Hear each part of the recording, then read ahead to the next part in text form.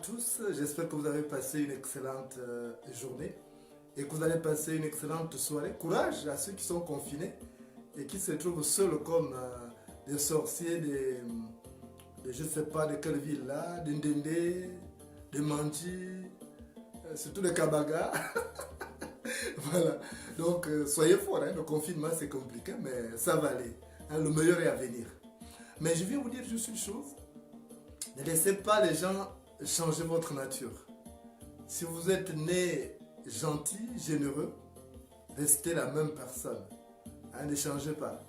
Parce que il y a des gens, leur nature c'est de vous changer, de vous convertir pour que vous deveniez sorcier, que vous deveniez haineux comme eux. Mais ne prêtez pas le flanc. Vraiment, ne prêtez pas le flanc. La vie est belle, il ne faut pas la pourrir. J'entends souvent des gens dire la vie est compliquée. Non, ce n'est pas la vie qui est compliquée. C'est nous qui sommes difficiles pour nous adapter à la vie. Ce n'est pas la vie qui est compliquée. Ce sont les gens qui sont mauvais, qui sont méchants. Vous avez vu tout ce que moi j'ai subi au quotidien. Si je pouvais changer de nature, j'aurais déjà changé. Mais comme ma nature, c'est d'être quelqu'un de bien, je vais être toujours quelqu'un de bien. On peut me donner n'importe quelle épithète. On peut me donner tous les noms d'oiseaux. Je ne deviendrai pas ces oiseaux. Vous avez compris? Voilà, donc ne prêtez pas le flanc. Il y a des gens qui sont comme ça, leur nature, c'est de vous changer à mal. Il faut que vous ayez aussi un esprit fielleux. Il faut que vous deveniez haineux comme eux. Parce qu'il ne faut pas que vous vous démarquiez. En fait, ils tirent chaque fois le tapis sur lequel vous marchez pour que vous deveniez comme eux. Mais ne laissez jamais ces gens-là prendre le dessus. Ayez souvent une opinion de vous. Ayez une opinion personnelle. Il ne faut pas que ce soit d'autres personnes qui fabriquent votre opinion. Parce qu'il y a des gens comme ça qui sont sans opinion personnelle. Ce sont les gens qui fabriquent leur opinion. On les amène comme des morceaux de bois qui tombent dans l'eau, qui se laissent transporter par de l'eau, s'imbiber d'eau, et après, ces morceaux de bois-là se disloquent, donc ne produisent rien. Mais ne soyez pas comme ça. Ayez toujours une opinion personnelle. Lorsqu'on vient vous appeler pour vous dire non, tel est mauvais, tel est méchant, il ne faut pas l'écouter. Il ne faut pas l'écouter. Parce que quand vous allez vous faire une opinion personnelle de cette personne-là, vous allez vous rendre compte que finalement les gens voulaient juste vous induire en erreur. Et comme j'ai l'habitude de vous le dire, la sorcellerie n'est pas un travail d'équipe. La sorcellerie n'est pas un travail d'équipe. Donc ne tombez pas dans le piège des gens qui veulent vous amener à haïr quelqu'un qui ne vous a rien fait. J'ai même appris qu'il y a des sorciers là qui sont toujours en train de... Vous voyez? Et moi je rigole parce que la vie est tellement spirituelle. Les gens... J'ai discuté avec une Française l'autre jour. Quand je dis que la vie est spirituelle, elle n'a rien compris. Bon, vous savez, les gens là aussi, ils sont comme ça. Ils sont comme ça. On parlait, j'ai dit, mais la vie est très spirituelle. Elle dit, non, je comprends. Comment tu dis que la vie est spirituelle? Mais la vie est spirituelle. La vie, c'est comme le miroir. Si vous souriez, c'est l'image là qui va apparaître sur le miroir. Mais si vous attachez la mine, c'est la même image qui va apparaître. Donc, il ne faut pas. Il faut positiver. Vous savez, il y a un secret que j'ai compris. J'ai compris quelque chose. C'est que la tristesse attire le malheur. Et la joie attire le bonheur. Même si ce n'est pas votre joie personnelle, même si ce n'est pas quelque chose que vous avez acquis vous-même directement, mais le fait de voir votre semblable avec ça, réjouissez-vous. Et vous allez voir que ça va attirer votre bonheur. C'est comme ça. Si vous vous réjouissez du bonheur de l'autre, ça va attirer le vôtre. Si vous êtes une femme, votre copine s'est mariée, elle est bien, elle est maintenant heureuse, alors soyez heureuse. Soyez heureuse qu'elle se soit mariée. Parce que peut-être derrière elle, il peut y avoir aussi un beau-frère qui cherche une femme. Et tu vas aller en mariage. Parce que la vie est très complexe. Mais si tu es contre ta copine qui s'est mariée, tu passes le temps à aller maintenant raconter des inepties sur elle auprès de son nouveau mari pour que son mari la déteste. Mais tu resteras comme ça. Parce que Dieu voit nos cœurs. Il y a des gens qui mentent là, qui vont dans les églises tous les dimanches. Ils ont fait des crimes la nuit. Et dimanche, ils vont à l'église. Vous avez écouté, non? Dans l'audio le témoignage du jeune qui nous a parlé au défouloir dernièrement. Romaric. Vous avez écouté, Madungu a dit à Romaric que lui aussi il est chrétien et il est catholique. j'ai failli éclater de rire. Madungu dit à Romaric que nous aussi les chrétiens et les catholiques. Il se moque de lui-même. Donc vous voyez des gens comme ça là. Il se moque vraiment de lui-même. Un tueur à gage, il dit qu'il est catholique, il est chrétien. Et plus tard, il va dire que non, Dieu aime le sang. Donc, qu'est-ce que vous voulez qu'on fasse avec les gens comme ça là? Hein? Qu'est-ce qu'on peut faire avec les gens comme ça? Rien, absolument rien. Donc, c'est des gens méchants. Et il ne faut pas suivre les méchants. Ne suivez pas les méchants. Parce que le châtiment qu'il aurait réservé va s'étendre à vous. Et ne laissez pas les gens changer votre nature. Si vous êtes fait pour faire du bien, alors continuez à faire du bien. Mais ne faites pas du mal parce que les autres... Je vous assure que j'ai compris que la vie est simple. C'est nous qui la compliquons. On la complique au quotidien. De par nos aigreurs, de par nos frustrations personnelles, on en fait des tracasseries générales. Et ça, c'est ce qui nous complique la vie. Mais si vous prenez la vie telle qu'elle se présente, je vous assure que vous verrez que les choses sont simples. Donc ne laissez jamais les gens changer votre nature. Moi qui suis, j'ai 42 saisons sèches. Vous savez, j'ai déjà 42 saisons sèches. J'ai côtoyé tout le monde. J'ai côtoyé les gens qui boivent. J'ai côtoyé les gens qui fument. Mais je n'ai jamais fumé. Je n'ai jamais bu. Vous voyez? Donc, je me suis arrangé à rester moi-même. J'avais été ému en 2006, je crois, si j'ai bonne mémoire. J'étais candidat chez moi, dans mon mandat natal. Et il y a des femmes qui m'avaient fait une surprise. Elles avaient fait imprimer des pagnes, je crois au Cameroun. Hein. Elles ont imprimé des pagnes, elles ont écrit Jonas, demain ne change pas. Parce qu'on estimait que j'ai un cœur généreux, j'ai un grand cœur, hein, j'ai un grand élan de cœur. J'ai dit, mais pourquoi vous voulez que je change demain? Je ne change pas. Je l'ai dit à mes compagnons de tulle, ceux qui étaient avec moi à l'école. Je leur ai dit, je ne vais pas changer, je reste la même personne. Même si demain j'arrivais à avoir un poste de responsabilité, je l'ai dit l'autre jour à Fils du Gabon. J'ai dit, vous verrez le même Jonas qui a toujours été là. Il se rapproche de vous. Moi, je ne suis pas un parvenu. Parce que ce sont les arrivistes qui changent. Dès qu'ils ont de nouveaux postes, des postes auxquels ils ne s'attendaient pas, ils changent leur nature. Ils oublient leurs amis. Donc, moi, franchement, je dis en ce qui me concerne, je ne vais jamais changer ma nature. Je resterai le même Jonas que j'ai toujours été. Jonas ouvert, gentil. Quand je peux aider, j'aide. Parce que je ne le fais pas pour lui, je le fais pour Dieu. Je le fais pour Dieu. Dieu sait que je suis là pour aider. Et c'est pourquoi il m'aide des situations compliquées. Il y a des choses que moi j'ai traversées, des étapes que j'ai traversées. Et parfois les gens disent, mais c'est un sorcier. Madungu lui-même, là, le gars qui disait qu'il est catholique, là, il a dit qu'il est catholique. Hein? Quand Madungu a voulu me tuer au Cameroun, quand il s'est retrouvé avec moi nez à nez, il était hypnotisé. Et quand il rentre au Gabon, il se retrouve dans une soirée là, chez la dame la fille d'un général, avec Frédéric Bongo. Et mes vidéos passées, il s'est arrêté là à regarder comme ça. J'étais en train de parler d'un sujet. Après, il dit au gars, il dit, j'ai vu les gars, mais ce petit-là, c'est un grand sorcier. Et puis, Frédéric Bongo dit, mais comment tu dis qu'il est sorcier? Il dit, non, je me suis retrouvé en face de lui, j'ai fait plus de 1000 kilomètres pour l'abattre et en face de lui, arrivé en face de lui, j'étais incapable de... Je me suis senti hypnotisé, c'est un sorcier. Donc vous voyez comment Dieu a fait des choses. Mais le sorcier, là, le tueur, il n'a pas pu agir. Et pourtant, on s'était retrouvé à nez. Il est resté là hypnotisé. Mais tout ça, c'est Dieu.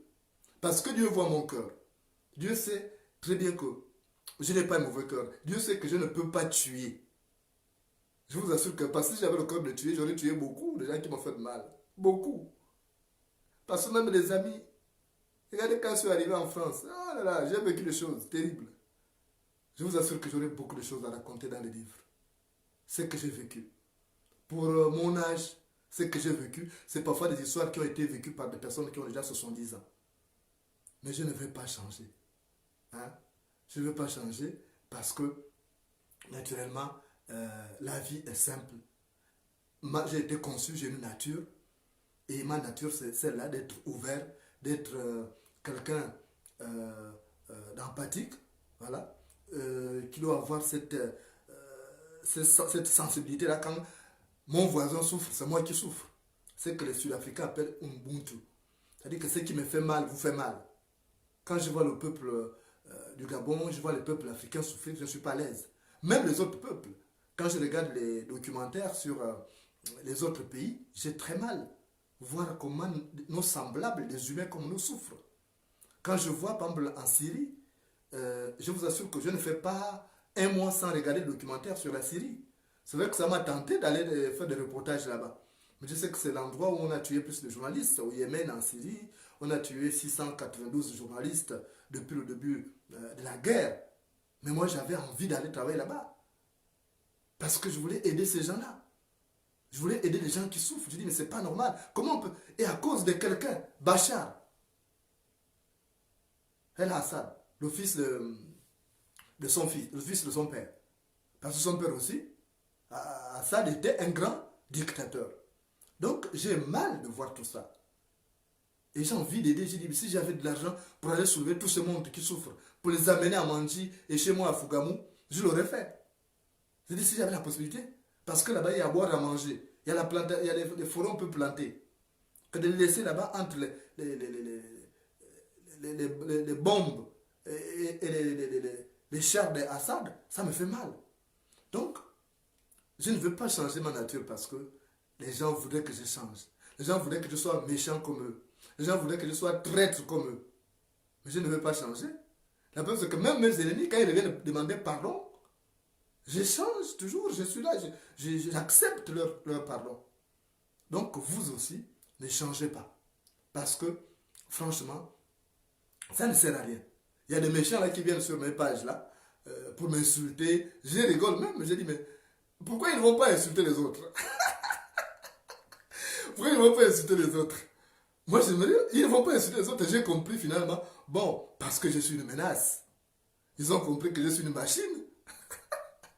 Donc, je menace leurs intérêts. Je menace les intérêts de leurs mentors. Et du coup, donc, eux, ils aimeraient que je change de nature, que je ne puisse plus parler des problèmes du peuple gabonais, que je ne puisse plus parler des peuples africains qui souffrent. Il faut que je sois là à accepter les bêtises, accepter la méchanceté. Il faut que je pousse l'esprit de haine de leurs mentors. Parce qu'il n'y a que celui qui est haineux qui va aimer l'autre, voir l'autre souffrir. Et moi, je suis né dans cette famille-là. Et pour votre gouvernement, je préfère sourire aujourd'hui parce que c'est une journée triste. En fait, c'est une journée où j'aurais dû pleurer. La journée d'aujourd'hui, j'aurais dû pleurer parce que ça marque un mauvais anniversaire pour moi. Ça marque l'anniversaire de l'assassinat de mon père. Mon père a été tué. C'était le 5 novembre 1993. On l'avait attrapé, on l'a fait boire le poison. C'est un assassinat. Parce que c'était prémédité. Donc, j'aurais voulu pleurer, mais à quoi ça sert? Je crois qu'il repose en paix. Il doit plutôt s'inquiéter pour moi. Moi qui suis resté, moi qui suis combattu au quotidien. Machin. Donc, je vous ai dit, je vous ai fait la promesse qu'au lieu de me fâcher, au lieu de pleurer, je préfère sourire parce que la vie est très spirituelle. Aujourd'hui, ça fait 27 ans que mon père a été tué. Ça fait 27 ans que mon père a été tué. J'aurais pu être triste aujourd'hui, mais je me dis ça ne sert à rien. Parce que on dit les morts ne sont pas morts. Les morts, ils se font de la peine pour nous qui sommes restés. Parce qu'eux, ils reposent en paix. Mais nous, on ne repose pas en paix. On est traqué, on est combattu, on est insulté, on est haï sans raison. Parce qu'il y a des gens qui aiment ça. Ils aiment bien voir les autres malheureux. Et comme ça, ils aimeraient que vous soyez pareil. Mais moi, je ne ferai jamais ça. Je ne ferai jamais ça parce que naturellement, je me dis, à quoi ça sert d'être méchant quand je sais que je vais être entre les cartes blanches et avoir comme voisin des vermines. Ça ne sert à rien. Pourquoi ça haïr? Donc, moi j'ai vu, ils sont nombreux là qui viennent me détester, sans raison. Bon, s'ils doivent exister en me détestant, bon, qu'ils le fassent. Peut-être qu'on leur donne un peu d'argent en venant m'insulter. Il y a des gens qui ont beaucoup d'argent parce qu'on m'insulte. Il y a des gens qui ont me construit des maisons au Gabon parce qu'ils disaient qu'ils étaient mes frères, ils pouvaient me convaincre pour changer d'avis. Et puis on leur a donné le pognon. Ils ont fait quelques petits voyages à Paris, ils ont fait des photos à la Tour Eiffel. Après, ils ont dit qu'ils m'ont rencontré alors qu'ils ne m'ont même pas vu en rêve. Vous voyez, ils ont dit qu'ils m'ont vu en rêve, alors ils m'ont vu alors qu'ils ne m'ont même pas vu en rêve. Donc ça, c'est leur nature. Leur nature, c'est de faire le profit sur le dos des autres. Mais moi, ma nature n'est pas ça. Ma nature, j'ai une destinée, une grande destinée, c'est pour aider les gens qui souffrent. C'est pour, j'aimerais vraiment construire une planète qui serait vraiment nivellée, où il n'y aura pas de stratification sociale. J'aimerais vraiment faire ça. Je me dis un jour, si Dieu me donne cette chance-là d'être à un poste de responsabilité au Gabon, je marquerai mon passage. Parce que je sais que les vidéos qu'on fait là, ça va nous rattraper. Je disais l'autre jour à Fils du Gabon, je disais, mais quand le combat va se terminer, je disais ça même à ma mère ce soir-là quand on parlait. Je disais, on va se retrouver toujours au bureau, et puis on remet les films, on remet les vidéos qu'on aura faites tout au long de ces combats pour rigoler et voir les commentaires des gens. Hein? Et puis on appellera ces gens pour dire, ma vie, toi tu as dit ça là, ma chère, toi aussi. Hein? Tu m'as insulté comme ça. Parce que ce ne serait pas un Gabon de rancœur. À quoi servirait de construire un Gabon de rancœur? Nous sommes tous liés les uns les autres. Nous avons des liens de parenté qu'on veut ou non. Quand vous prenez un Guissir, vous allez trouver chez les femmes, il y a les mêmes liens des tribus là. Il y a disons, il y a une conversion de ces tribus. Si vous prenez des Guissir et des Pounou, vous allez trouver les mêmes liens. Donc dans chaque communauté, les tribus là ont l'équivalence dans ces tribus, dans ces communautés. Donc du coup, je me dis, à quoi ça sert de se régler les comptes?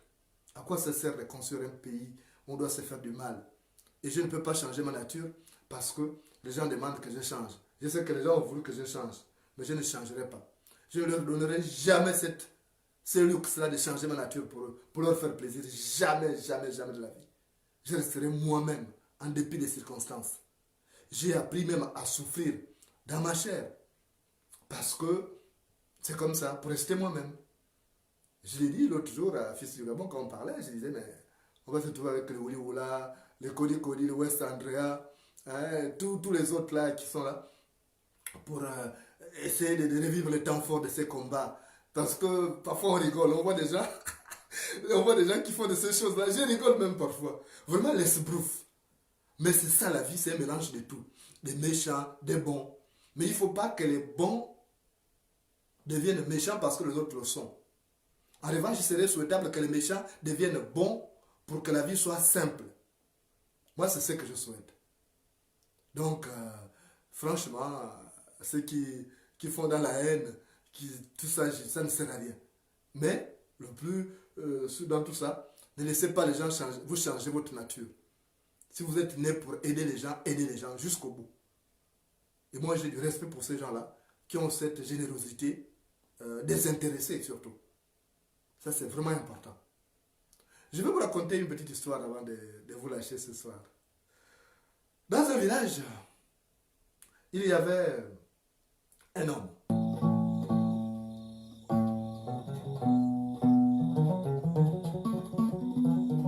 Il y avait un homme dans ce village-là.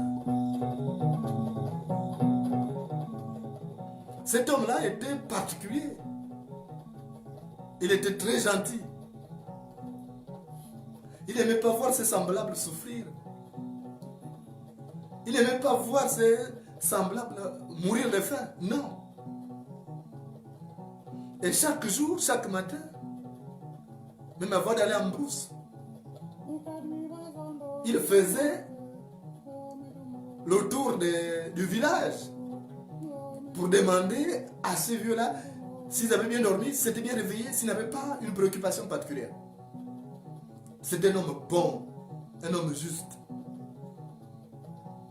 Et il était tellement juste, tellement gentil que ça avait commencé à attiser la haine. Donc les mauvais du village lui vouaient maintenant une haine. Cet homme s'appelait Mumbina. Et Et là on dit, mais pourquoi il est trop gentil comme ça? Il va en brousse, il tue du gibier. Il arrive et il donne à tout le monde dans le village. Qu'est-ce qu'il veut? Heureusement qu'il n'y avait pas d'élection dans le village. On aurait dû penser qu'il cherchait à se faire élire. Donc, il est resté là. Ils ont commencé à poser des questions. Non, ce type-là, il cherche quelque chose. Donc, ils ont dit non, il faut le pousser à bout. Il est trop bien vu. Il faut le pousser à bout. Pour qu'il pose de mauvais actes, afin qu'on le déteste.